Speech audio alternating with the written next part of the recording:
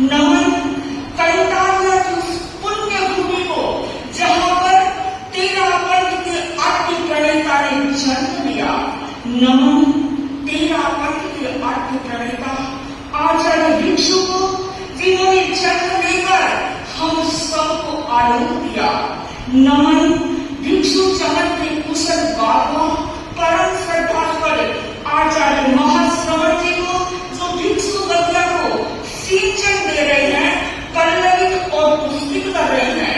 नमन भिक्षु गण दरगंगर के इन चमकते सितारों को, जो अपनी साधना के आलोक से सबको आलोकित कर रहे हैं। बंधुओं बहनों, आज आचार्य भिक्षु का जन्मदिन है, पर मुझे लगता है आचार्य भिक्षु का जन्म किसी व्यक्ति का जन्म नहीं, आचार्य भिक्षु का जन्म एक धर्म क्रांति का जन्म है। आचार्य भिक्षु का जन्म सत्य का जन्म है, साधना का जन्म है, संयम का जन्म है, आचार निष्ठा का जन्म है, नीति निष्ठा का जन्म है और शुद्ध सात्वाचार का जन्म है। आज आचार्य भिक्षु का जन्मदिन भी है और आज उनको हम बोधि दिवस के रूप में भी मना रहे हैं। बंधु, श्रद्धेय साध्वी श्री जी जन्म की बड़ी मार्मिक घटना का चित्रण करने वाले हैं। जन्म की चर्चा साध्वी श्री जी करेंगे। आज मैं थोड़ी सी बोधि दिवस की चर्चा करना चाहूंगी, क्योंकि आपने सुना होगा रोज ही बोधि दिवस है, बोधि दिवस है, पर बोधि है क्या? बंधु, राजनगर के साहब निवाड़े के लोग बैठे हैं। राजनगर विख्यात क्षेत्र है। राजनगर के साधुओं ने वंदना व्यवहार छोड़ दिया। किसको? आप लोगों को नहीं, साधु समाज को राजनगर के साधुओं ने वंदना करना छोड़ दिया। आचार्य रघुनाथ जी के पास ये बात पहुंची। बंधु, आचार्य रघुनाथ जी उस समय के सबसे प्रभावशाली आचार्य थे, स्थानवासी टोले के सबसे बड़े टोले के मालिक थे। और बंधु, जब ये बात उनके पास पहुंची तो वो चिंतित हो गए, क्योंकि आचार्य का एक दायित्व होता है कि वह चतुर्दिन धर्म संघ की संभाल करे। सिर्फ साधु की संभाल करना ही आचार्य का दायित्व नहीं, आचार्य का दायित्व है कि वो साफ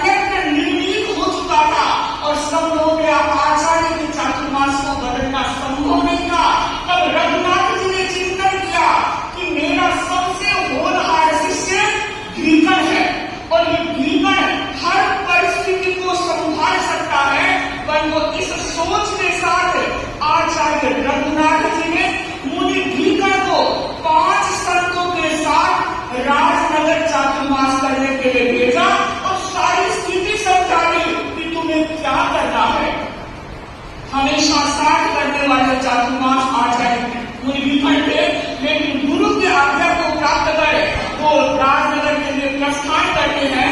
और जैसे ही राजनगर आया और राजनगर के श्रावकों को पता चला कि मुनि भीखन आ रहे हैं, बंधुओं पूरे श्रावक समाज में हर्ष की लहर दौड़ गई। और जैसे आप लोग पीतमपुरा को पता चला साथ ही अविनाशी जी का चातुर्मास है, तो सब जगह की लहर दौड़ गई थी। तो राजनगर के श्रावकों में खुशी की लहर दौड़ गई कि मुनि भीखन आ रहे हैं। और बंधुओं जब प्रवेश किया, हमारी परंपरा है साधु संत अगर गांव में आते हैं तो सामने बिहार के जाना चाहिए। और मैं श्रावक समाज को भी कहना चाह रही हूँ, आज तक कमी आ रही है।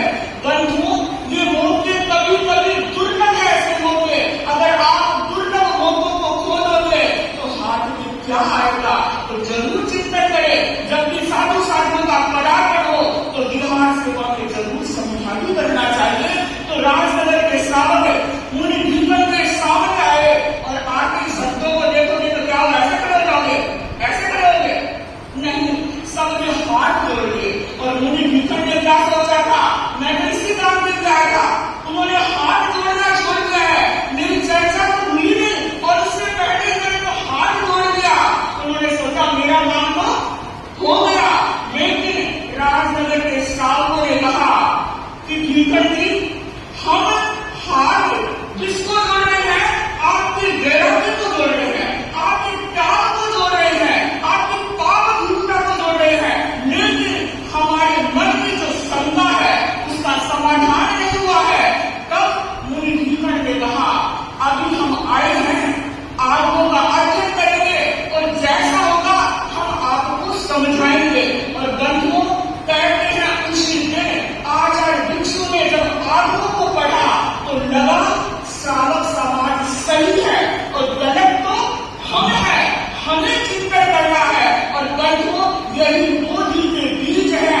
आचार्य भिक्षु को बोधि प्राप्त हुई, इसलिए आज के दिन को हम बोधि दिवस के रूप में मना रहे हैं। बंधुओं, बोधि किसको मिलती है, हर व्यक्ति को बोधि नहीं मिल सकती। जिसके भीतर पाप विरुद्धा होती है, सत्य के प्रति निष्ठा होती है, उस व्यक्ति को बोधि प्राप्त होती है। तो आज मैं आचार्य भिक्षु की अभिवंदना इन शब्दों में करना चाहूंगी।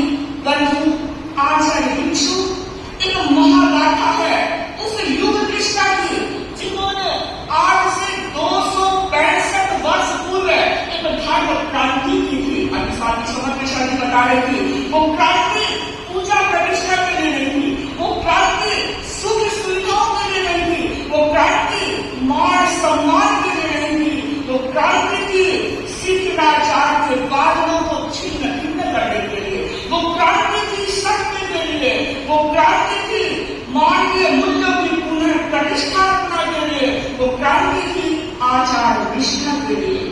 बंधु, आचार्य भिक्षु एक संघर्ष कथा है उस अपराधी व्यक्तित्व की, जिनके जीवन में अनेक अनेक कठिनाइयां आई, भयंकर कठिनाइयां, भयंकर परिस्थितियां आई। पर बंधु, फिर तूफान नहीं आए, भूचाल नहीं आए, लगता है सुनामी आई, पर वह महापुरुष गिरा नहीं, रुका नहीं, आगे बढ़ता गया। कहा है अवरोध उसे क्या हटाएंगे, वह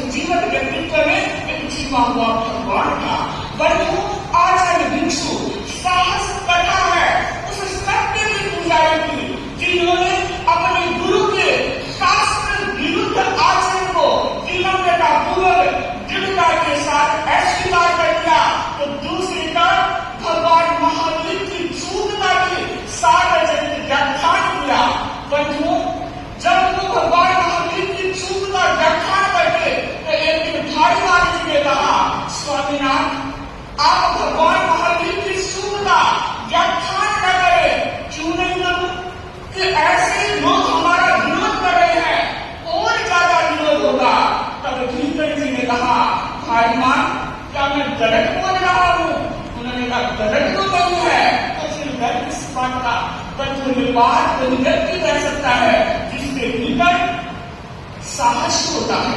आचार्य भिक्षु अनुकरणीय कथा है उस पुरुषोत्तम की जो कठिन और कठिन के अंतर को काठिन्य मान रहा था। भगवान महावीर ने साधन के लिए बात कही है, जहाँ अंतो तहाँ बाही, जहाँ बाही तहाँ अंतो। साधक वह होता है जैसा भीतर है वैसा बाहर होना चाहिए, और जैसा बाहर है वैसा भीतर होना चाहिए। पूछिए अपने आप से, हमारे भीतर कितनी साधना है? क्या हमारी कथनी करने में समानता है? बंधुओं पता ही नहीं चलता, ऊपर से तो कुछ कहते हैं लेकिन बाद में सुन के ऐसा कहा, अरे ये हमें साधना का मार्ग स्वीकार करना है। तो आचार्य भिक्षु के भीतर कठनी और कठिन में समानता थी। तो आज मैं आचार्य भिक्षु की इन्हीं शब्दों में वंदना करना चाह रही हूँ। और बंधुओं महापुरुष अमर बन गया है, तो दूध जो इतने लहर बन जाए जिंदगी उसका नाम है। मोद रहकर जो मुखर बन जाए जिंदगी उसका नाम है। आना चले जाना कोई मायने नहीं रखता इस कवाली में, आना चले जाना कोई मायने नहीं रखता इस कवाली में। मरकर भी जो अमर बन जाए जिंदगी उसका नाम है। मरकर भी जो अमर बन जाए जिंदगी उसका नाम है। अमर पुरुष की अमर अभिवंदना, उनके कुछ गुण हमारे भीतर भी अवतरित हो, ताकि हम भी अपने जीवन को साधना की दिशा में और आगे बढ़ाते रहे। इन्हीं भावों के साथ ओम अर्णम क्या अविद्यानामन्तस्तिमिरमिहिरद्वीपनगिरे